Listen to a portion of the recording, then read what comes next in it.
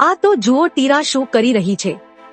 ટીરા પોતાના સુપરિચિત ઘરની સીમાથી આગળ વધીને ભીની જમીન અને લીલાછમ જંગલની સુગંધથી બનેલી હવામાં ચાલતી જાય છે। ફૂલોની વચ્ચેથી જંતુઓની ઘણી જાતો ઉડી જાય છે। ટીરાનું હૃદય ધડકી ઉઠે છે જ્યારે તે જંગલની ઊંડાણમાં ડૂબકી મારે છે। જમીન તેના પગ નીચે નરમ અને ભીની લાગે છે, જેથી તેના પગલા અવાજ વગર જંગલના આ ગુપ્ત જગતમાં પ્રવેશે છે। તે જરા ઊભી રહીને જુએ છે। અહીં કેટલાક શાકાહારી ડાયનોસોર તેમના લાંબા પરંતુ નરમ ગળા અને જિજ્ઞાસુ આંખો સાથે નાના વૃક્ષોના કોમળ પાંદડા ચરે છે। ટીરા જેમ જેમ આગળ વધે છે, તેને સમજાય છે કે તે માત્ર એક દર્શક નથી, પણ આ જીવંત જંગલનો એક અભિન્ન અંગ છે। દરેક જીવ, દરેક વનસ્પતિ અને નદીના વહેણ સાથે જંગલ જીવંત છે। આ જંગલમાં ડૂબીને ટીરા આશ્ચર્યચકિત બની જાય છે। તે જંગલના જીવનની લય અનુભવે છે, જે દરેક પાંદડા અને દરેક જીવમાં વહે છે। એકાએક જંગલની શાંતિ ભંગ થાય છે। ઝાડોની વચ્ચેથી એક ભયાનક ગર્જના સંભળાય છે। એક વિશાળ ટી-રેક્સ દેખાય છે,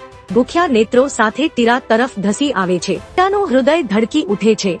તેની રગેરગમાં ભય અને ઉત્તેજનાનો સંચાર થાય છે। તે ઝડપથી દોડવા માંડે છે, પણ ટી-રેક્સ તેની પાછળ પડ્યો છે। દરેક પગલે જંગલ ધ્રુજી ઉઠે છે। ટીરાને લાગે છે કે તેનો જીવ બચાવવો છે, તેથી તે પોતાની સમગ્ર તાકાત એકઠી કરે છે અને એક ઉડવાનો પ્રયાસ કરે છે। ઝડપથી પાંખો ફફડાવતી તે હવામાં ઉડી જાય છે। ટી-રેક્સ તેની પાછળ ગર્જના કરતો રહે છે, પણ હવે ટીરા સલામત છે। જીવનનો રોમાંચથી ભરપૂર સાહસ ભોગવીને તે વિશાળ જંગલના રહસ્યો જોતી જાય છે। આ રોમાંચ અને રહસ્યથી ભરેલા સાહસે ટીરાને સમજાવી દીધું કે જંગલમાં જીવનની દરેક ક્ષણ એક સાહસ છે અને દરેક મુશ્કેલીમાંથી બહાર નીકળવાની શક્તિ તેની અંદર છે। તો મિત્રો, આજે ટીરાની વાર્તા પર અહીં વિરામ લઈએ છીએ। આગળની વાર્તા માટે અમને લાઈક કરો, સબસ્ક્રાઇબ કરો, શેર કરો અને અમારી સાથે જોડાયેલા રહો।